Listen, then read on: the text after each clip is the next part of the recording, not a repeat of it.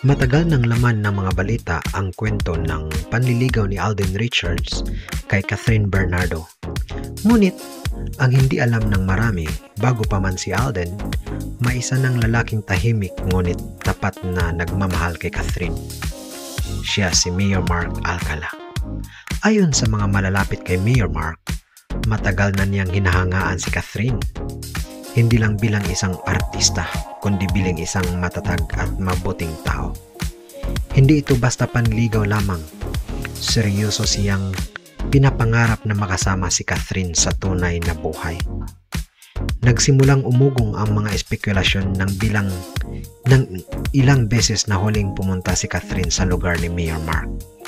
May mga paparazzi ang nakakita sa kanya na bumibisita sa opisina ng alkalde sa hating gabi.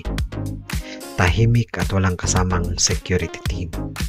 May ilan din namang nagpatotoo na si Mayor Mark ay ilang beses ding nakita sa village ni Catherine. Lulan ng itim niyang SUV.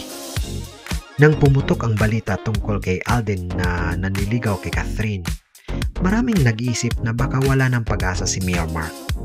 Ngunit, patuloy siyang nagporsige. Hindi siya napakita ng selos o nagmadali.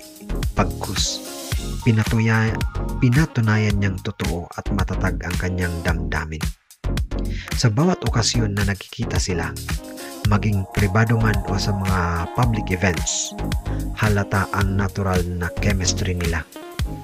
Noong isang gabi, isang video ang lumabas kung saan makikitang magkasama sina Catherine at Mayor Mark sa isang kilalang restaurant sa Makati.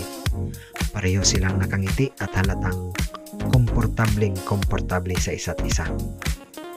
Matagal na silang magkaibigan, dipinsa ng kampo ni Catherine. Pero para sa mga matagal nang sumusubaybay sa kanila, mukhang may mas malalim ang kahulugan ang bawat tinginan at ngiti nila sa isa't isa. Ano nga ba ang totoo? Totoo kayang may pag-asa si Mayor Mark? O mananatili na lang ba siyang isang matiyagang tagahanga sa tabi ni Catherine? Isang bagay lang ang sigurado. Sa mundong puno ng mga lihim at espekulasyon, ang tapat na puso'y naghihintay at laging may pag-asa.